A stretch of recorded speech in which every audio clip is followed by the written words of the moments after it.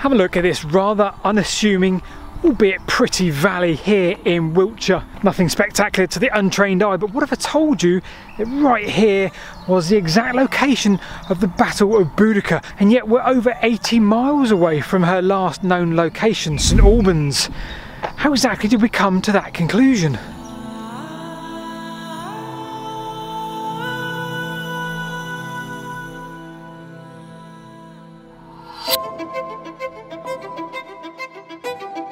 The striking imagery we're often presented with when we talk about the person that was Boudica is one of courage, bravery, rising against oppression, empowerment, perhaps against all odds. It's because Boudica was a female and seemingly uniting a nation of tribes in a rise against the Roman Empire.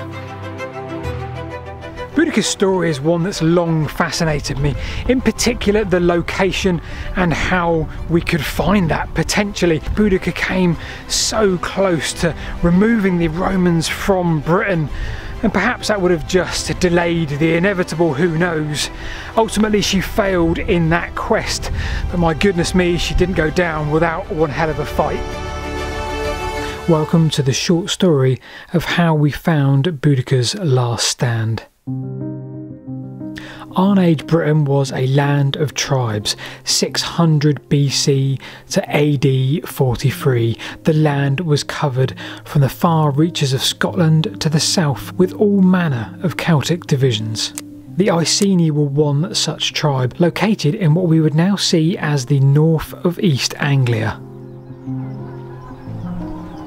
Now we know a lot about those tribes, not least from Roman historical accounts, but also artefacts found here within those areas, in particular coins, some of which even had a king on, and you can sort of plot the location of their find and give you a broad area of that tribe and its base. When Julius Caesar first invaded the shores of Britain in 55 BC, he makes no mention of this tribe, instead some further to the south. Nevertheless though, for the next century, the threat of another Roman invasion was one that stuck with the minds of many, even here in the Iceni world. Now there were seemingly ways around this ever-impending threat of the Roman Empire. You would potentially be doing trade with them already, but you could also consider a client kingdom, one in which you would keep your status as king of the tribe in your area, but you would align yourself with the Roman Empire. Now, one such tribe that did this with the Iceni and their king, Prasutagus.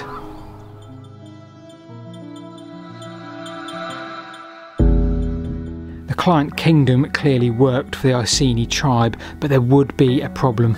Upon the death of the Iceni king Prasutagus, it was noted by Roman historian Tacitus that the Romans plundered the kingdom, ignoring the will and the wishes of the king, taking the land of the nobles. The king's wife Boudica was flogged and her two daughters brutally assaulted. Without doubt the Romans had underestimated what they did here. I think perhaps they thought that Boudica would just lay silence, lay in shame at what had happened to her. But what they did do, however, was perhaps start the wheels in motion for an uprising that would almost end Roman Britain at such an early stage. AD 58. Just 2 years before the death of the Iceni king, and we have Suetonius installed as a governor of Britain, commander of the 2nd, the 9th, the 14th and the 20th legions. We are only 20 years or so into Roman rule, and we still have not subdued the island. We still have areas of client kings, we still have Scotland, and we still have pockets of resistance. AD 60 to 61, and Suetonius is doing just that. He is on his way to Anglesey to conquest a Druid stronghold. News arrives en route that there is an uprising, a rebellion led by the Iceni, a tribe that he will be well aware of, perhaps confused at this notion that the now suppressed Iceni could uprise, until he learns, of course, who exactly is leading this uprising. Boudica and the Iceni Along with neighbouring tribe, the Trinovantes marched into Colchester and they absolutely levelled the place. Now understand the significance of this. Archaeology has shown that they left nothing standing, and this was a principal town of Roman Britain. The 9th Legion now marched to suppress this uprising and protect London. They were met en route and largely defeated, retreating back to their fort. Suetonius with the 14th and 20th Legion now began to head back towards London. Perhaps now heading through unknown territory, hostile, maybe facing over 100,000 of the tribe's revolt, perhaps now gathering momentum. Suetonius had around 10,000 men. He needed to stop and think and use his military brain what was going to work best. And he decided upon reaching London that London was not the place for a battle. He gathered the troops and headed in a completely different direction. He knew that the rebellion would follow, and they had maybe 10 times the number. Suetonius would find the spot that suited him. Meanwhile, London was levelled and the rebellion now headed for St Albans. So here is where things get really interesting. Now, we have little to go on from that era in terms of writings other than those that were victorious. And on that notion, well, we have the writings of 2 Roman historians from maybe 100, 200 years after the battle. Is it possible to find the battle location from those writings? Here is the best guess at 2 of those locations.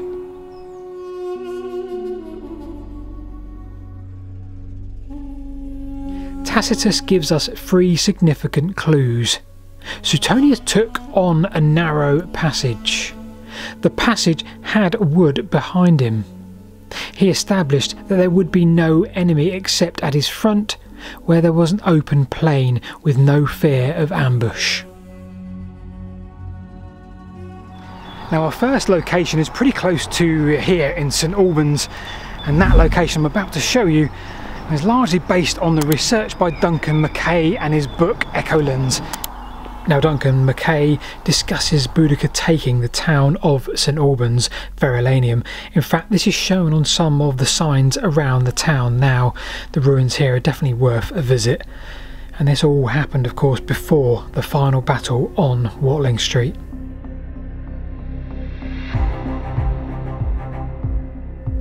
We would all like to see her footprints here. Now everything fits, the line of travel, the fact that this would be the last Roman major settlement in the area, perhaps the last that she was aware of. To take the town, and the 14th and the 20th legions of Suetonius would surely mean victory. I'm here at what I think is the centre of Verulamium, inside the walls of this Roman town. There's an old mosaic just to the left of me, but you can't get in to see it, and the signs have all gone from here.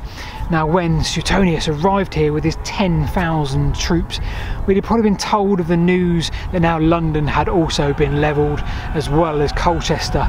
Once again, he decided that this was not the place that he wanted to do battle with Boudica. He headed along Watling Street.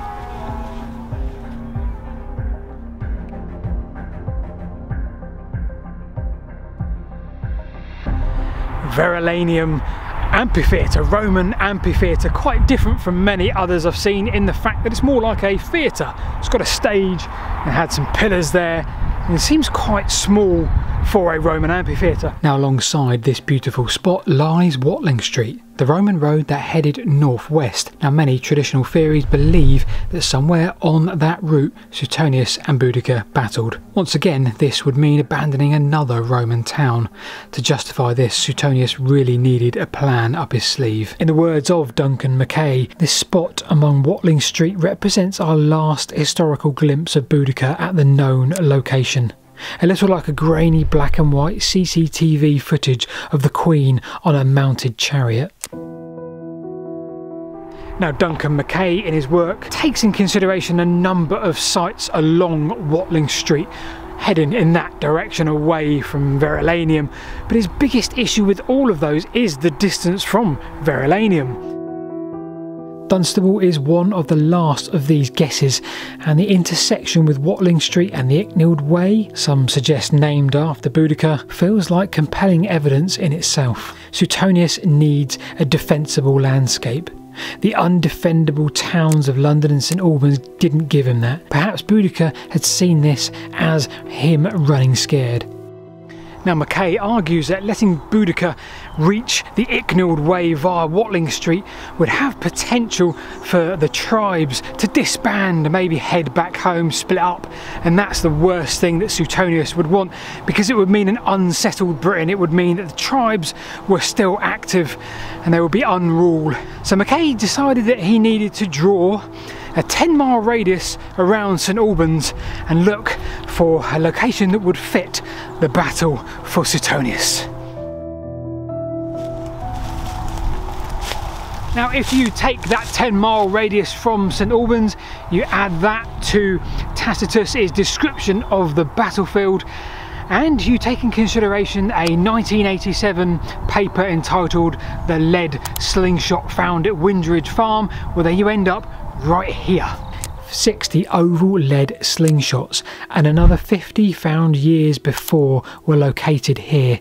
This gives us physical evidence of a battle, as these are very typical of 1st century Roman weapons. On talking of the rebels, Tacitus describes them as they were confident, excluding a vaster host than ever assembled, on so fierce in spirit that they actually brought with them their wives riding in wagons, which they placed on the border of the plain.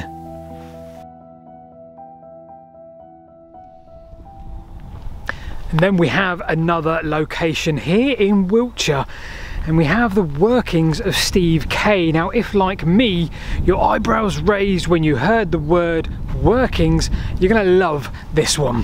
Theory number 2. So we're now high up on the Ridgeway in Wiltshire, above the village of Ogbourne, St George. We've got routeways crossing all over here, earthworks, you name it. It's a fascinating landscape. Now Steve Kaye took the words of Tacitus to describe the battle location. He also added to that the need for water in the form of a river, and he put them all into a database and tried to work out every possible location that would fit in the lower half of England.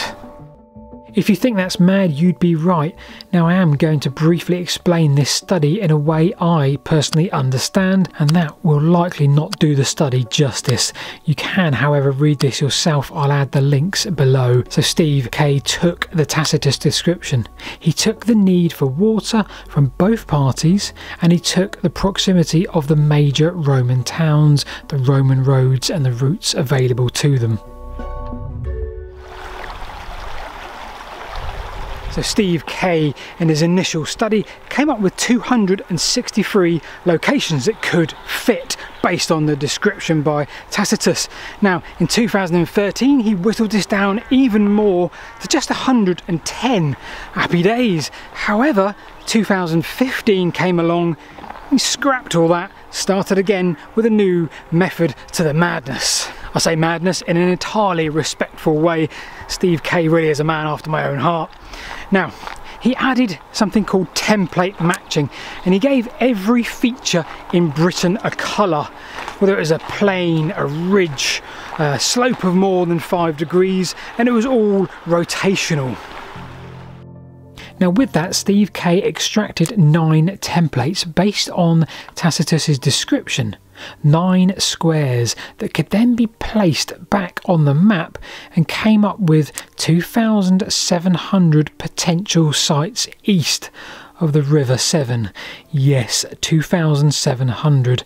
Now the work begins. Now based on Tacitus's writings once again, well, Steve Kaye suggested that Suetonius liked to delay a battle. He liked to be considered and structure what he was going to do. So this gives us at least 2 or 3 days marching. Now this helped Steve Kaye rule out a lot of sites, and he went on to rule out some ones that were too small or too large, and he was left then with a much smaller set of 2,187 potential sites. Now there's a reason why I'm walking along this river in Ogbourne, St George in Wiltshire. We'll come to the location soon, but Steve Kaye considered water was essential. Not too much, but not too little. He calculated that the Roman army, the 10,000 men, would need a flow of 0.0089 meters per second. Now that was much slower than what he predicted of the Iceni tribe that were following him. So he needed just the right balance. Brilliant. With that in mind, we're now down to just 862 potential sites. Now Steve Kaye couldn't whittle this list down much anymore with the current scheme, so decided to start ranking them. The criteria were height, terrain, stability of Roman front line length, distance to London, wetness, distance from main Roman roads, induced stress on the rebels, distance from rivers, effect of river flow through front lines, and the effect of blocking or trapping by large rivers. So consider the importance of the rivers once again. The absolute perfect flow, enough for their army, and the possibility that they could also block and manage its watercourse. Now, if that is true, well, that really tells us how clever these Roman military generals were. That's not my area of speciality at all, but it also tells us how important the Roman road network was. That's more my area.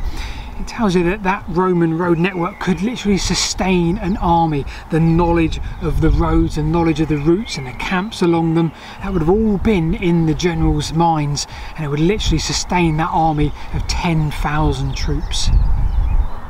Steve Kaye had 3 or 4 really good predicted sites based on 100 different considerations. The Ogbourne Valley, Dorking ranked up there, but here we are at Steve's top guesstimate. This is Ogbourne St George in Wiltshire, and it lies not far north of the Portway Roman Road and is also found en route north towards the main Roman military area, the safe towns of Cirencester, and above all, the perfect topography. And by that, here, the perfect size valley for a legionary front line, rising topographic margins for auxiliary and cavalry, the perfect water flow, the perfect distance from London, and the safety of civilization for recovery just a day's march away.